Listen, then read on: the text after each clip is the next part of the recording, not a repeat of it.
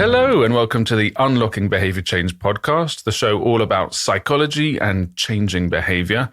My name is Jamie West, and as always, I am joined by Professor Robert West.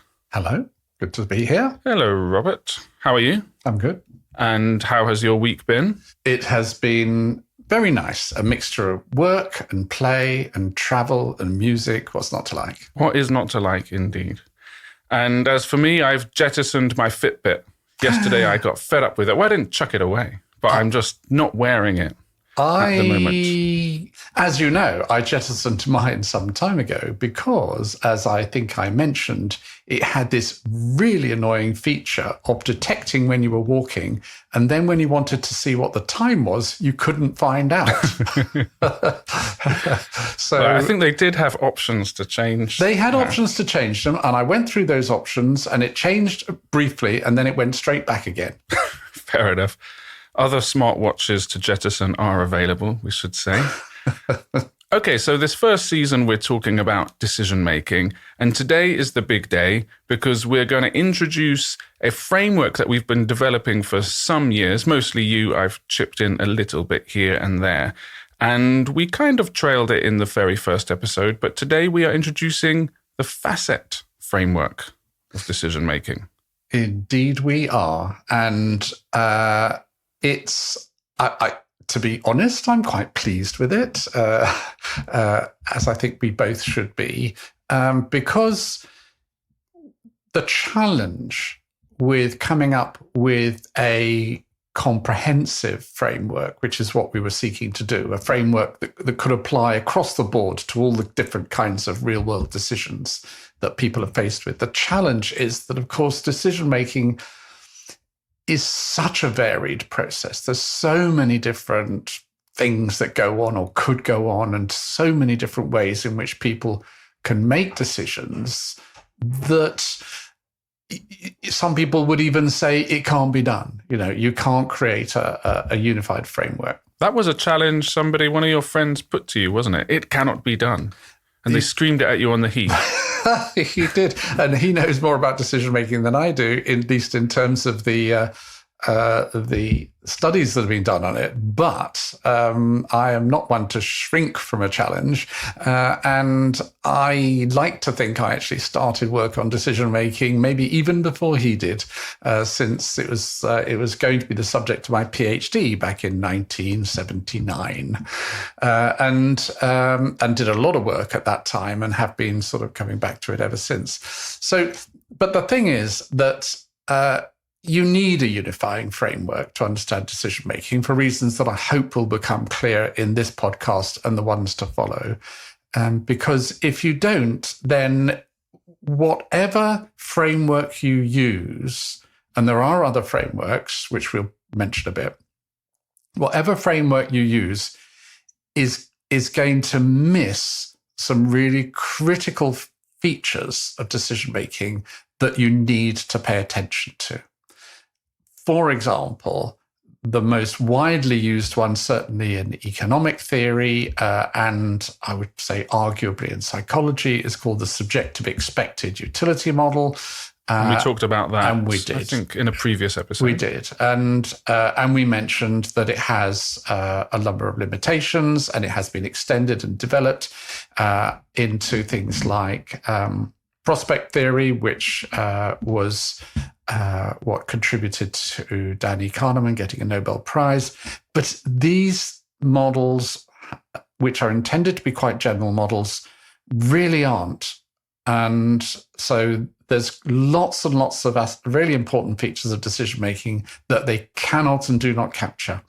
So we're attempting the near impossible, which is to capture those features while not throwing away the insights that these models have, but rather incorporating them into a broader framework. And hopefully win a Nobel Prize. Is that what's coming my way? I frankly don't like prizes. I find them slightly embarrassing.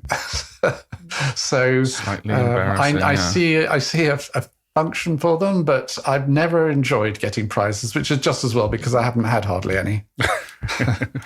I think we need to make a little distinction, a crucial distinction between it's a bit boring. So let's get through this bit very quickly. But what's the difference between a model and a framework? Those two words again, a model and a framework. A framework is a set of linked constructs that help you to think about something in a systematic and structured way. That's what this is, isn't it? That's what this is. A framework. Yes, it's a framework. It's not a model in the probably the scientific sense, because a model is a representation of something that specifies the relationships between various components of that thing in a way that allows you to understand it and make predictions from it.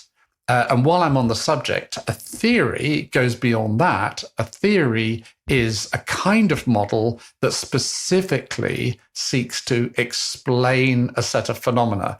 So a model could be purely descriptive and allow you to represent something that enables you to make predictions. So a model of stock market shifts, for example, could be a statistical model or a time series model that you would then use to predict what's going on. It's not explaining what's going on, but it's telling you what it looks like so that you can then go on and make a prediction. A theory goes behind the superficial data that you've got to say, well, these are the causal processes going on. And the framework, which is what we're talking about here, is a set of ideas and constructs and ways in which those are related, which helps you to think in a structured way from which you can build one or more models or theories. So I once tried to read Stephen Hawking's A Brief History of Time, and a few pages in, my brain became frazzled, and that feeling is returning to me now as we go through these things. But you know what? I think I understand it well enough. This framework, the FACET framework, is going to help us understand and sort out decision-making so we can look at it in a helpful way. Yes, without necessarily making specific predictions in specific areas, but it can be used to build models in particular areas and domains, whether it's financial decision-making or consumer choice or flying an aircraft or dating decisions, all of those things. It can provide a framework from which you can construct a kind of working model to make specific predictions in those domains. And then we get the Nobel Prize. I understand. You're very welcome to have it to yourself, although it does come with money. So, it's not to be sneezed at. Yeah. Okay, so we're going to get into this FACET framework. What does it stand for? FACET. F stands for frame. A stands for assess. C stands for compare. E, enact. And T is time.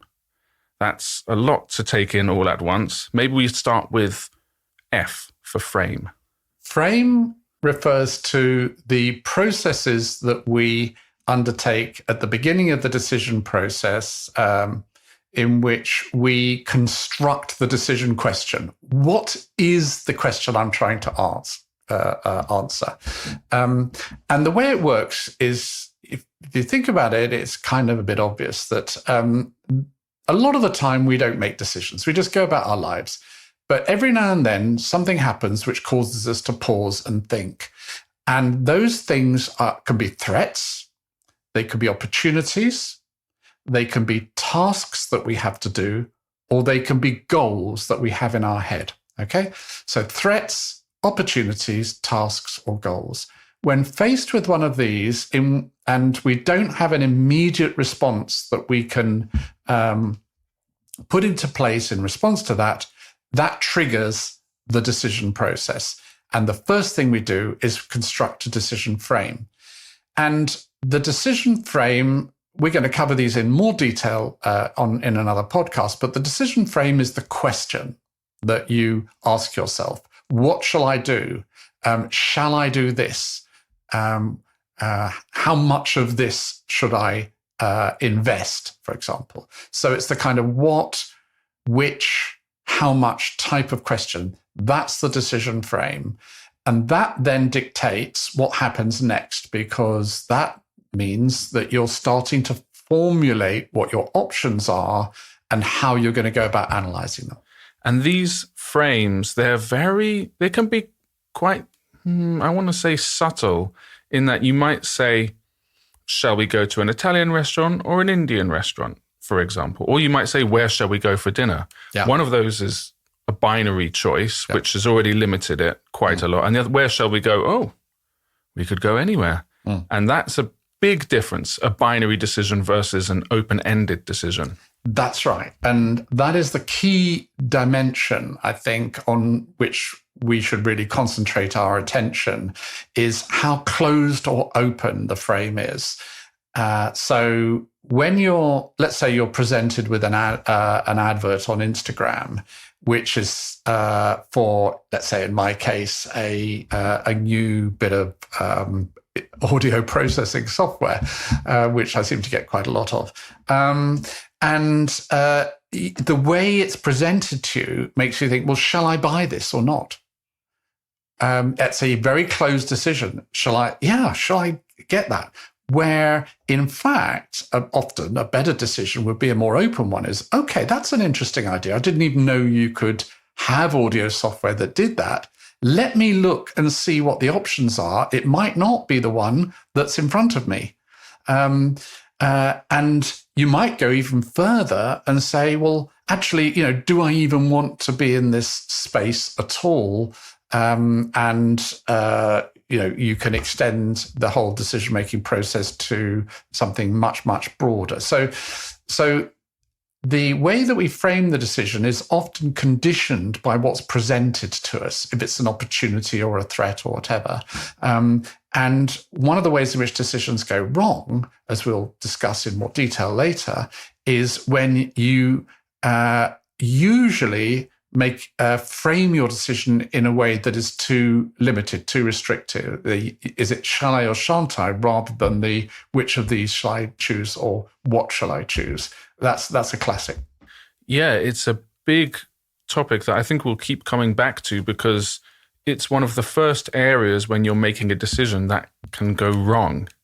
And one of the advantages of the FACET framework is that you can look through each different area, the frame, assessing, comparing, enacting, and the time. And you can go, actually, where have things go wrong? Maybe things went wrong at the frame. Maybe things went wrong right away. We will be coming back to all of these. Let's move on to the A, which is assess. So that's what? Assessing the options? Yes, it's assessing the options and information relevant to those options. And in that, one of the things that has become apparent in the research that's been done on decision-making is there are two kinds of modes in which people make those kinds of assessments. One is a sort of pros cons type mode. You evaluate the costs and the benefits, the good bits and the bad bits, the negatives and the positives of the different options that you're considering. And then we'll see later, you make a decision. You come to a view on which of those you want to pursue. That's one way of doing it. But in an awful lot of decision making, that's not how we do it.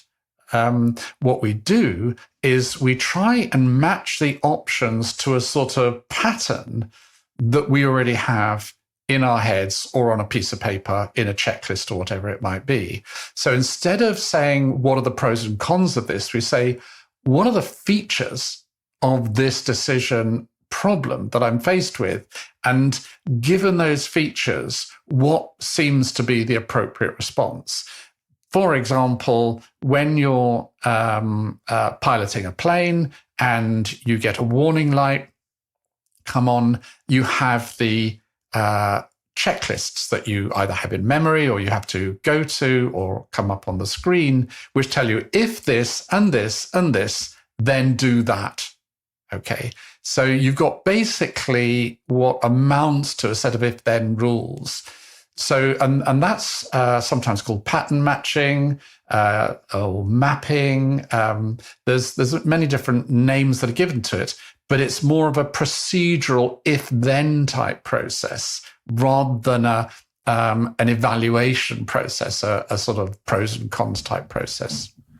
And we have what are called decision rules, right? That we kind of go to save our brains doing quite so much work all the time. We have decision rules. The technical use of that term comes a bit later when it comes to making the comparison. But I think what you may be referring to here are heuristics that we use. These are kind of rules of thumb or shortcuts. And these can be things that are just very general that, humans do that we know in trying to sort of reduce the cognitive load.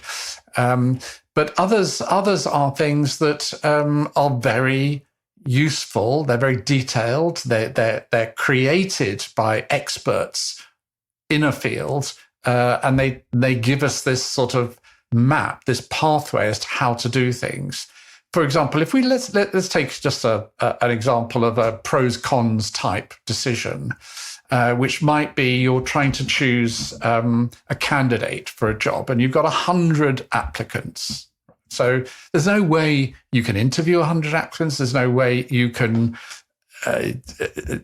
fully evaluate all the applicants. So what are you going to do? Well, what you do is you usually go through a multi-stage process. You have your 100 applicants. You'll have an initial screen, usually, in which case you'll apply a very abbreviated version of the pros and cons type analysis, in which you'll say, well, candidate A, well, they're good at this, they're not very good at this, they're excellent at this, and so on. And you create a sort of profile for them, which gives you a sense of how well they are going to do in the job. And you do the same for others. Now, you only do that for a very small number of criteria. This is a model known as the elimination by aspects model.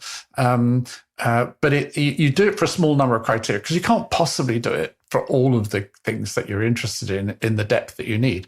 That then means that you can rule out a lot of options. Obviously, the danger with that, as we know only too well, is that because you haven't gone through the full process, you may well throw out the best person. It's a risk, but it's just pragmatics. Then what you might do is to go through looking through your shorter list now in more detail. And eventually you might invite candidates for an interview or a second interview and so on. So you have this multi-stage elimination by aspects type of process going on. That's a kind of heuristic to deal with the case, for example, of having a large number of options that you need to whittle down so that you can ultimately make your choice. So in the FACET framework, the next element is compare. And it sounds like assessing and comparing are sort of often done in tandem. Yes. So it's important to understand in the FACET framework that it's not a linear process. You don't go frame, assess, compare, enact, right? And then we'll deal with time in a minute. But it's not that you do one and then the other. You could in a sort of idealized situation.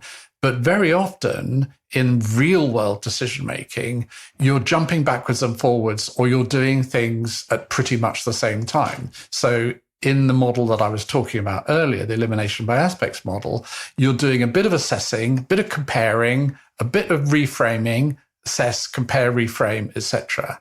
And then you're sort of moving through the process until you arrive at a decision frame, which is, I've got these two candidates, which shall I choose? Or, if there aren't any suitable candidates, shall I re-advertise or whatever? So you're absolutely right, yeah. So as you're making a decision, you are often changing the frame, actually. You might start off with who shall we hire for the job? And then at the end, you might be, shall we hire Amanda or Katie or whatever? Yeah, absolutely. And that's one of the really crucial things about, one of many really crucial things about treating decision-making as a real-world issue rather than the sort of idealized type of decision tasks that you often see in the scientific literature, that you can reframe, you can reassess, you can recompare, and these processes, these elements of the larger process can take place in lots of different orders over different periods of time. Decisions don't have to take place over minutes. Decisions can take place over years, and they can be redone and reevaluated, as we talked about last time. So, when it comes to compare, this is the process where you're saying, well, okay, I've got this information about this option, and I've got this information about this option. How do I put them together? And this is where the key concept that we need to get across is the concept of the decision rule. What is the rule that I'm going to apply in order to make this choice? And the sort of classical rules that you see in the literature are things like minimax, as it's called, maximax, satisficing, and so on. I'll just very briefly tell you about those, because they should resonate with people once we give them real world examples. The maximax rule is the idea that you choose the option with the maximum positive outcome. So you're trying to maximize your gain. Now that might come, and usually does come, at a potential risk of losing everything. So this is your risk taking for the sake of gaining your maximum possible outcome type of option. And of course, we know people who will tend to make decisions in that kind of way, or who in certain circumstances will make that kind of decision. Then you've got the things like the maxim-min, which is the opposite of that, which is you take all the options and which is the one which I can be confident is going to give me the least bad outcome. That's the safe option, the insurance option. And then you've got everything in between. You've got minimax and so on. And the idea is you go through the options, working out the positives and the negatives in this case, or the options that the if-then rules, they're going to take you down one of these paths, and then you make your choice. There is a very well known and studied rule, which I think sort of cuts across this a bit, and that's what's known as satisficing. That rule recognizes that the decision-making process takes place over time, it takes resources, and you can't always get the best option, whatever decision rule you might choose. And so what people very often do is they say, I'm going to adopt the good enough rule. I'm going to look through the options, and as soon as I find one that'll do, that's fine, I'll choose that. I think that pretty much captures my decision making when I'm out shopping for clothes. If I see something that looks, that'll do, then I'm off. But it is a very widely used decision rule. And that, for other recovering perfectionists out there, will be familiar, because good enough tends to be better than perfect, which you sort of never achieve and you never reach and you never make a decision because perfect is unattainable. So you're often being taught, actually just try and go for good enough. That's okay. Okay, so we're just sort of skating over the surface here. The last one, not the last one actually, but the penultimate element in the FACET framework is Enact. Tell me about that. Okay, so decisions don't stop at the point where you've made your comparison. Something's got to happen at some point. A decision doesn't mean anything unless it ultimately leads to some kind of action. And so the Enact part of it is all those things that we do, actions that we take, thoughts that we have, feelings that we have, that go into turning that that choice, that sort of theoretical choice that's in your head, into action. And then, very importantly, for many decisions that we make, evaluating how it's going, evaluating the results of that, and potentially going back into the decision process again and saying, well, actually, I'm not sure that was the right thing to do, or that needs to be tweaked in some way. And again, this is an important feature of real world decision making, as opposed to sort of the hypothetical decisions that are often studied, where this process that goes on doesn't end even with the action.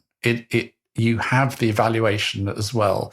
And of course, in big decisions that involve spending large sums of money, whether it's developing a drug or developing a new product, or deciding on a new configuration for your armed services, or whatever it might be, these are things that you will be evaluating.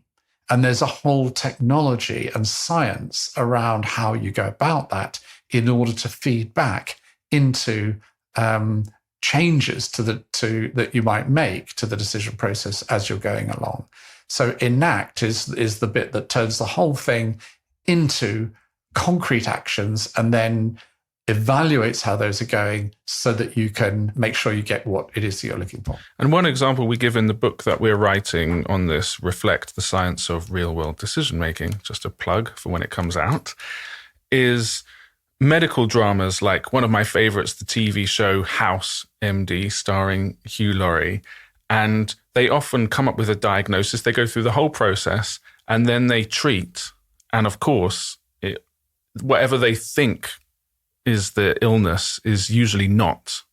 And they have to go through that process a number of times before at the end of the episode, they finally find out, oh, actually what has caused it. But each time they learn something. And actually each time, according to storytelling structure, they actually make things slightly worse, or things get worse each time. They actually almost always get massively worse. Massively worse. That's how a story's got to work. It's got to escalate. Yeah, that's right. In House, they actually use the enact part of it as part of the assess part of it. So what they do is they actually, in my opinion, ludicrously, it's still a great series, but completely ludicrously and unethically. And, you would be struck off the first time you ever did this. But they skate through frame, assess, compare, go straight to enact so that they can see what the hell's going on. And then if the patient dies, well, that's too bad. At least we know why they died. That's certainly House's point of view. It seems to me, but it does capture something which is very important, which is that very often you have to do something, you have to take action in order to figure out what's going on, to get the information you need in order to be able to decide whether what the right thing to do is. So that action might turn out to be the right thing to do, and in which case, great. But if it isn't, it's provided you with information that you can then use to adjust. That only works, obviously, in the real world if you've got the time and resources to do that, to collect the information, evaluate it objectively, and the consequences of you getting it wrong aren't going to be catastrophic. And okay, we're sort of nearing the end of the episode, so we need to get to the last element, which is time. FACET ends with time. So we've had frame, assess, compare, enact, and now time. And absolutely appropriately that we should end on time, as it were. Time will one day end us, after all. Yes, just as it began us. So that's true. So the point there is that that's not a process that people go through, but it's a feature that has to be considered at every stage in the process. It is not an optional extra, considering time in the decision-making process. Decisions take place over time. They're always, even if they're not framed in this way, but they're always under some kind of time pressure. Not least because sometimes, even if there isn't an external deadline, you've got to get on with other things. You can't just spend your whole life just making this decision. So there's, even when it doesn't seem like it, there's always some kind of time pressure. That time pressure conditions every aspect of the decision, the framing, the assessing, the comparing, the enacting, and so on. So if we go back to the elimination by aspects model, for example, and other types of heuristic device or process, the reason we need them is because we don't have time to do all the stuff that we would need to do in order to make a completely thorough analysis of the options. But time pressure, whether it's externally generated or internally generated, has a number of consequences in the way we make decisions that have been studied and which we need to be aware of, which includes two, for example, that I'll just briefly mention, and we can discuss at greater length in another podcast. One is where you can't clearly find a good option in the time that you've got. So there's time pressure, and as far as you can see, you can't see a good outcome. What very often people then do is it's the sort of headless chicken type thing. They flit from one option to another, and then time runs out. And whatever they were on at the time when the flag falls or the clock ticks over or the alarm goes off, that's what they end up having to do. And that's obviously not an effective decision-making strategy, but it is a very commonly used one that's done under time pressure when there is no good option. The other way in which people can respond to time pressures when, for example, there may be a satisfactory option and others which are not, is to just simply curtail the search, curtail the process and say, right, that's it, I've got to this point. And then after having made the decision, cognitive dissonance kicks in and they defend that decision to the hilt. And they will, instead of go, at a later point when there may be options to do something about it and modify it or go down another route, no, we've made the decision, we're going with it, that's it. And just a reminder to listeners, cognitive dissonance is when you hold two conflicting beliefs in your head and it makes you feel uncomfortable. And so you try and deal with it. And one of the ways to deal with it is to boost one of the beliefs and discount one of the other ones. You say, no, that's it. This is the right decision. Don't talk to me about this decision. So this is just a couple of examples of the ways in which time pressure can radically influence the way a decision is made. I'm looking forward to coming back to these because each of these elements is so full of nuance and complexity and is so useful to learn about, because once you see the differences and the subtleties in all of these choices that we're making, it means you can be more conscious and make better decisions and be clearer when something goes wrong, what went wrong, so you can fix it for next time.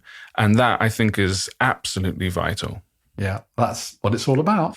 Okay, well, that was really fascinating episode and the podcast introduction to FACET framework, which I'm super excited about. My first rung towards a Nobel Prize, and I'm looking forward to collecting that. I don't know how long it takes between coming up with a theory and getting the Nobel Prize. How long? It can take a long time. It can take until you're nearly dead.